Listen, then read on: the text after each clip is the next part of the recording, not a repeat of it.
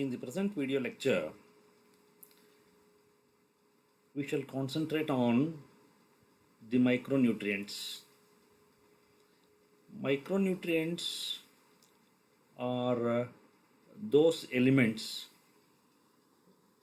which are present in the soil required in very minute concentrations, and but their requirement is very much essential for the proper growth and metabolism of the plants.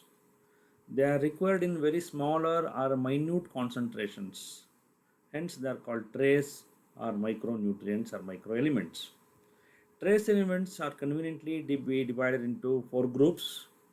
The essential elements like boron, zinc, copper, manganese, molybdenum, and cobalt.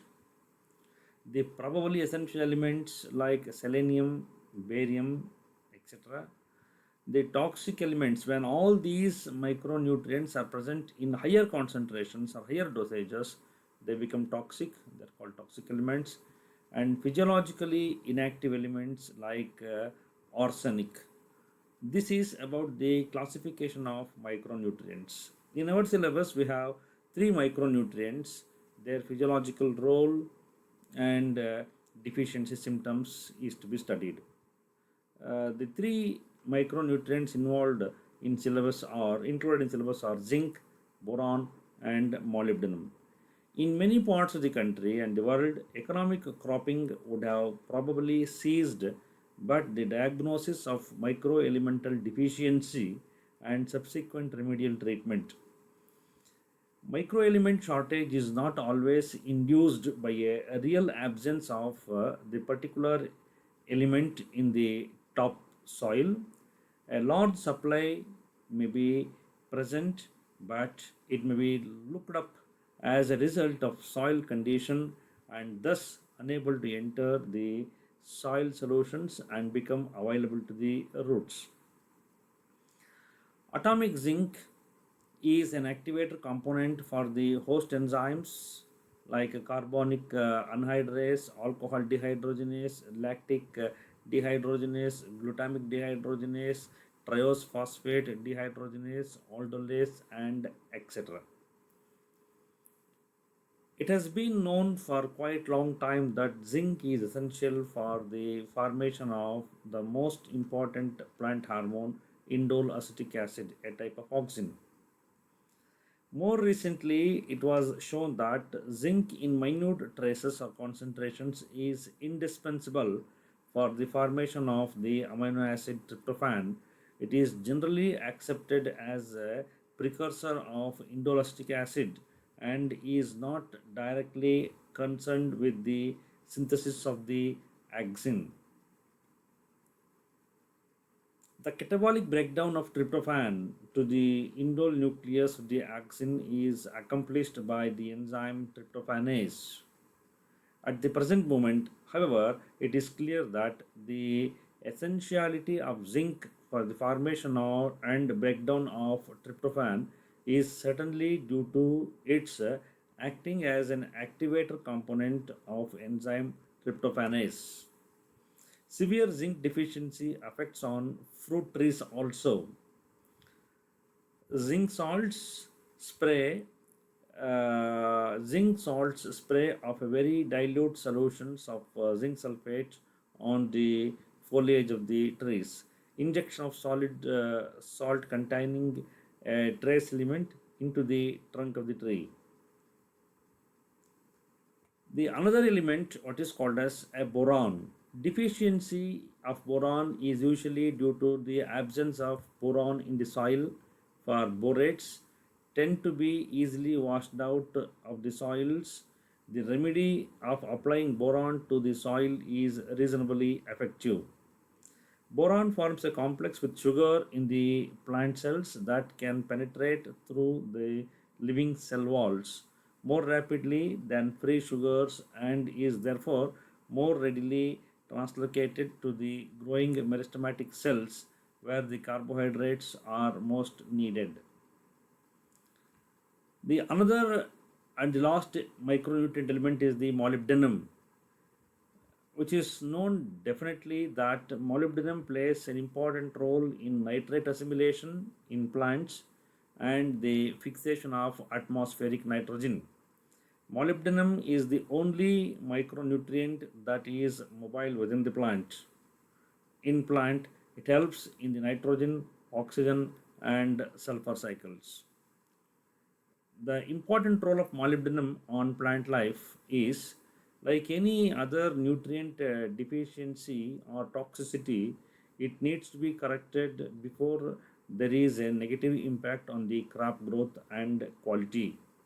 Molybdenum is an essential component of two enzymes that convert nitrate into nitrite and then into ammonia before it is used to synthesize amino acid and within the plant body.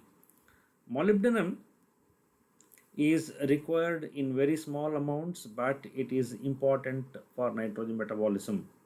Without molybdenum, plants may be able to take up nitrogen, but if it is in the form of nitrate, they can't process it to use it for its intended purpose. When this molybdenum is present in lower concentrations, it causes certain deficiency symptoms. Molybdenum deficiency stunts the plant growth, and the plants may appear to have a nitrogen deficiency. Leaves may also exhibit spots of chlorosis between the veins and along the edges. Eventually, the edges of the leaves may turn brown and die through this. They occurs in some plant species. Symptoms appear in the older leaves first. The pollen of molybdenum deficient plants will usually be less viable than that healthy plants, so grain and fruit production is often reduced. Molybdenum deficiency is usually seen first in cauliflower as it has a high molybdenum requirement. Affected cauliflower plant will usually have a coupled leaves. After knowing the role of these micronutrients for the growth and metabolism of the plant body, the next topic is the hydroponics.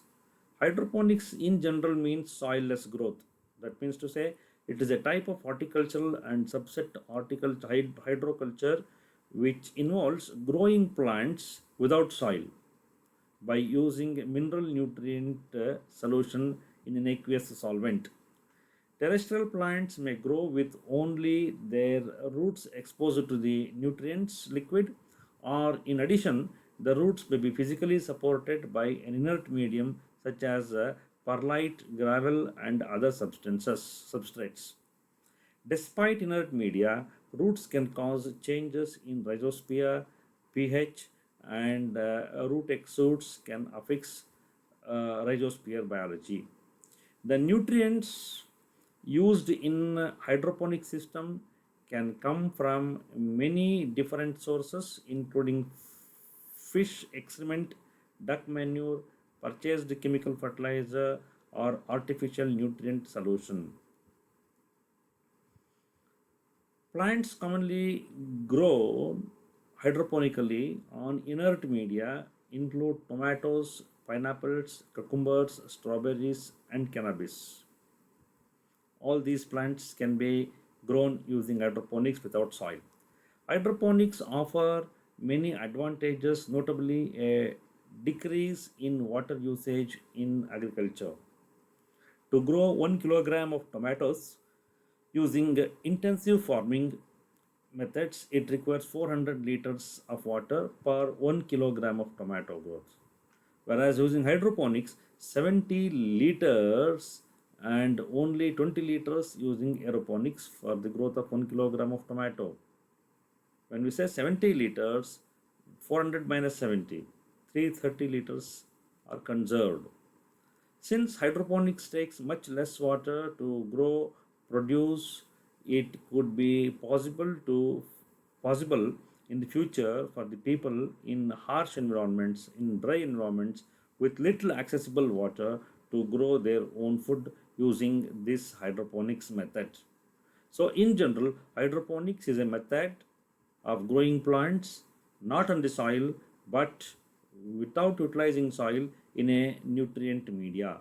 So, in this type of hydroponics or in this type of plant growth, as in case of tomato, many other horticultural plants requires comparatively less amount of water than the usual growth. Thank you.